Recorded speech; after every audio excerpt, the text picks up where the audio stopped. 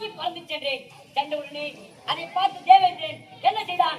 அடடா, ஒரு திருப்புச்சாக பற்றி தேய்த்துக் கொண்டு சூரியனை விழுங்குகிறது அப்படி என்று அவன் கருத்தில் இருக்கக்கூடிய வஜ்ராயத்தை ஓங்கி எறிந்தான். அந்த வஜ்ராயமானது என்ன செய்தது? வந்து என் தாடை மீது அடித்தது. அடித்தவுடனே நான் மயக்க முறையில் கீழே விழுந்தேன். விழுந்தவுடனே என் தாயாகப்பட்ட அஞ்சனாய தேவி இச்செய்தியை என் தந்தை வாயு பகவானுக்கு முறையிட்டார்.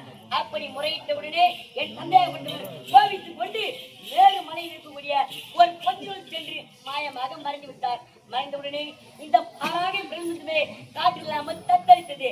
அப்படி தத்தளித்தவுடனே என் மும்மூர் தேவர்கள் ஒன்று கூடி இதற்கு ஒரு வழி செய்ய வேண்டும் என்று என் தந்தையின் கோபத்தை தணித்து வேறு மலையிலிருந்து வெளிவர செய்தார்கள். வெளிவர செய்தவுடனே என்னையும் மயக்க நிலையிலிருந்து எழுப்பினார்கள். அப்படி எழுப்பிய உடனே அடே ஆஞ்சநேயா, சூரியன்